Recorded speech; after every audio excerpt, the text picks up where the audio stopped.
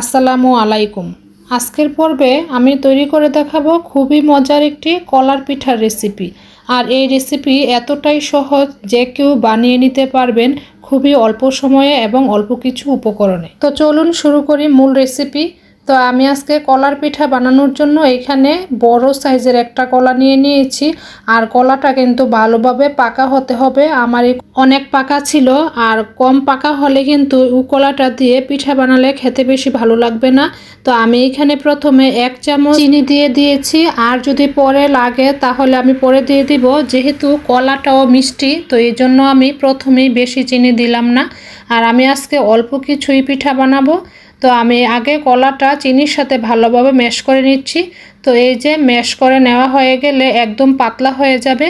তো এখানে আমি এখন অল্প একটু লবণ দিয়ে দিচ্ছি, পরিমাণ মতো লবণ দিয়ে আমি আবার কলা এবং চিনির সাথে ভালোভাবে মিশিয়ে নিচ্ছি।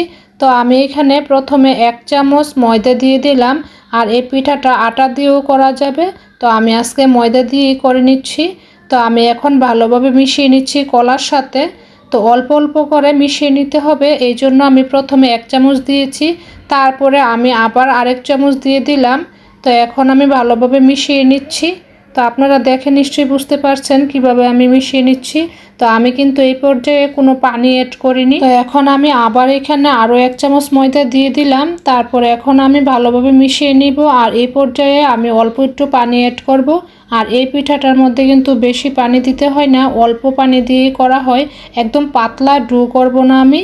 এই তো দেখে নিশ্চয়ই বুঝতে পেরেছেন আমি কি পরিমাণ পাতলা করে নিয়েছি। তো এটা আমি বেশি পাতলা করব না। এখন আমি রেস্টে রেখে দিব 30 মিনিটের মতো। তো আমি একটা ঢাকনা দিয়ে রেখে দিচ্ছি। 30 মিনিট পর আবার চলে আসব। তো এই তো 30 মিনিট পর চলে এসেছি। তো এখন আমি পিঠাগুলো বানিয়ে নিব। তো আমি আবার একটা চামচের সাহায্যে ভালোভাবে নেড়ে চেড়ে নিচ্ছি। রেস্টে রেখে দেওয়ার পর এই পিঠার ডোটা কিন্তু আরও কিছুটা পাতলা হয়ে গিয়েছে। তো এই জন্যই কিন্তু আমি ফার্স্টে বেশি একটা পানি দেইনি। তো আমি একটা কড়াই বসিয়ে এখানে পরিমাণ মতো তেল দিয়ে দিয়েছি। আর তেলটা কিন্তু আমি পর্যাপ্ত পরিমাণে গরম করে নিয়েছি।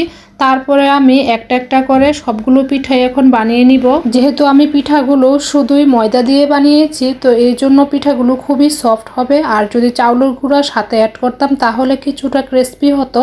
তো এই পিঠাগুলো কিন্তু বাচ্চারা খুবই পছন্দ করে।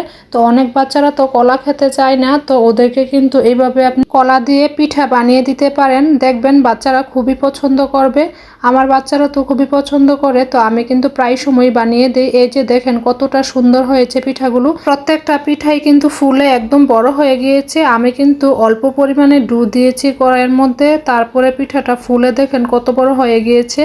তো এইভাবে আমি সবগুলো পিঠাই বানিয়ে নিব এখন। আর এই পিঠাটা বানানো তো খুবই ইজি। আর যেহেতু কলা সবার বাসায় মোটামুটি থাকে, তো এই পিঠাটা কিন্তু সবাই ইচ্ছে করলে বানিয়ে খেতে পারেন। তো এই যে আরও একটা পিঠা বানিয়ে নিলাম আমি। তো এইভাবে কিন্তু আমি সবগুলো পিঠাই বানিয়ে নিয়েছি। এই যে দেখেন কতটা সুন্দর হয়েছে। আর আমি মাত্র 3 চামচ ময়দা দিয়ে কিন্তু এতগুলো পিঠা বানিয়ে নিয়েছি। আর এই পিঠাগুলো দেখতে যতটা লোভনীয় হয়েছে, খেতে কিন্তু ঠিক ততটাই মজা। তো আজকের ভিডিওটি কেমন লেগেছে কমেন্ট করে জানাবেন। আর যদি ভালো লেগে থাকে অবশ্যই ট্রাই করে দেখবেন। তো সবাই ভালো থাকবেন। আল্লাহ হাফেজ।